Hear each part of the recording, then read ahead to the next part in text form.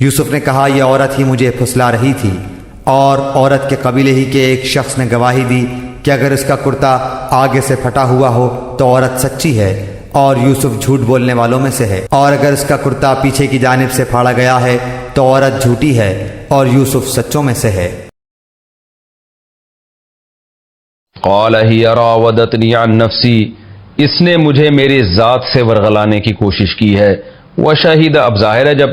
یوسف علیہ السلام چونکہ سچے تھے نا، تو انہوں نے کوئی ایران توران کوئی لمبی چوڑی بات نہیں کی ہے، سیدھی سی بات کی، بھئی یہ الزام غلط لگا رہی ہے میرے اوپر۔ تو اس سے بھی ہمیں ایک اشارہ ملتا ہے کہ جو حق پرست آدمی ہوتا ہے نا، وہ ٹو دا پوائنٹ بات کرتا ہے، وہ باتوں کو ایران توران کر کے گھماتا نہیں ہے۔ آج لفاظی کا دور ہے نا، صحافیوں میں لفاظی دیکھیں آپ، اور اینکرز میں لفاظی دیکھیں آپ، جو جتنا جھوٹ بولتا ہے اتنا ہی باتوں کو گھما گھما کے لمبی ڈیٹیل میں جا کے باتوں کو الجھا رہا ہوتا ہے وہ۔ یوسف علیہ السلام نے مختصر سے جملہ کہا، ہی راودتنی عن نفسی، اس نے مجھے میری ذات سے ورغلانے کی کوشش کی ہے، میں نے برائی کی کوشش نہیں کی۔ وشہد شاہد من اہلہا، تو عزیز مصر کی بیوی ہی کے خاندان میں سے ایک شخص نے گواہی دی۔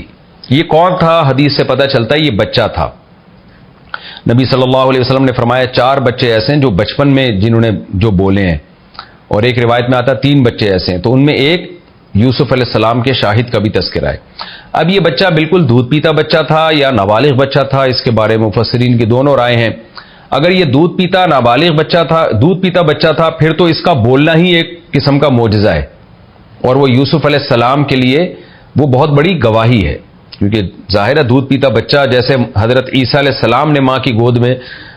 گواہی دی کہ میری ماں جو ہے وہ معاذ اللہ بدکار نہیں ہے، وہ پاک دامن ہے، تو اس کی گواہی شرعاً معتبر تھی، کیونکہ یہ معجزہ، یہ تو اللہ کے علاوہ تو نہیں کوئی بلوا رہا نا اس سے۔ تو یہاں بھی اگر یہ نابالغ یہ دودھ پیتا بچہ تھا تو اس کا بول دینا ہی کافی تھا، اس کا اتنی گواہی دے دینا ہی کافی تھا کہ یوسف علیہ السلام بے گناہ ہیں، یہی حجت کے لیے کافی تھا۔ لیکن چونکہ وہ کافر قوم تھی، اس کے بارے میں ڈر تھا کہ یہ اس معجزے کے ہوتے ہوئے بھی یوسف علیہ السلام کو پاک دامن نہ سمجھیں اور اس کو جادو سے تعبیر کریں، تو اس لیے اس بچے نے قرینہ بھی بیان کر دیا۔ وہ قرینہ یہ تھا کہ ان کان قمیصہ قد من قبل،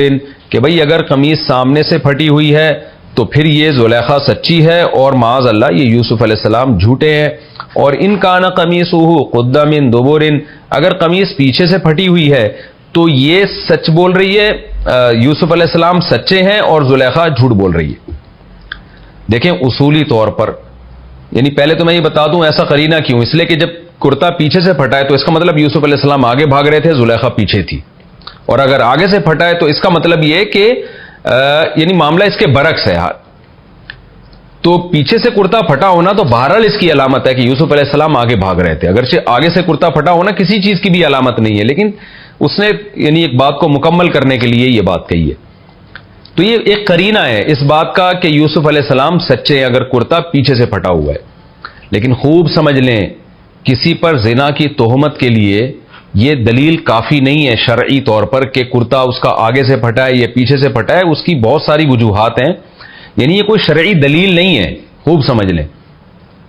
کیونکہ بعض دفعہ ایسے ہو سکتا ہے کہ ایک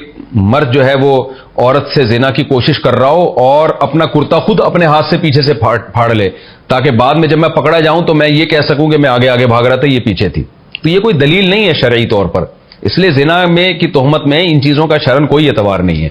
لیکن یہاں پر ایک قرینے کے طور پر اس کو پیش کیا جا سکتا ہے، جیسے جب کورٹ انویسٹیگیشن کرتی ہے، عدالت انویسٹیگیشن کرتی ہے، تو اصل مدار تو گواہ پر ہوتا ہے، لیکن اس کے لیے قرائن دیکھے جاتے ہیں، سیاق و سباق دیکھا جاتا ہے، جائے واردات دیکھی جاتی ہے، اس سے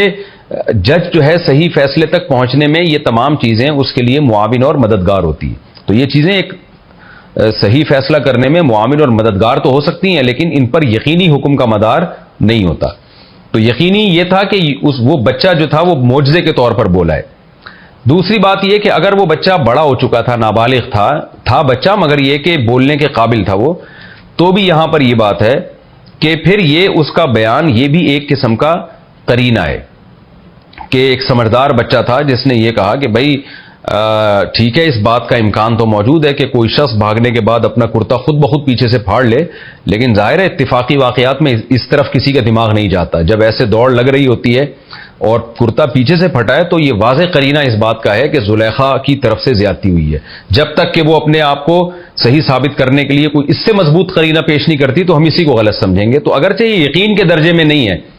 لیکن یہ قرینہ بہرحال ہے اس سے. اور پھر جو مجرم ہوتا ہے نا اس پر ایک احساس شرمندگی بھی ہوتا ہے اس میں. جب کوئی واضح قرینے سے اس کا مجرم ہونا پتہ چل جائے تو عام طور پر وہ اپنے جرم کا اعتراف بھی کر لیتا ہے. تو بہرحال کوئی بھی وجہ تھی لیکن اس بات کو ایک علامت کے طور پہ سمجھا گیا کہ واقعی کہ یہ کرتا بھی پیچھے سے پھٹا ہوا ہے تو اور یہ اتنی افراتفری میں کام ہوا ہے تو یہ واضح اس بات کی علامت ہے کہ یہ جو ابتدا ہوئی ہے یہ زلیخا کی طرف سے ہوئی ہے.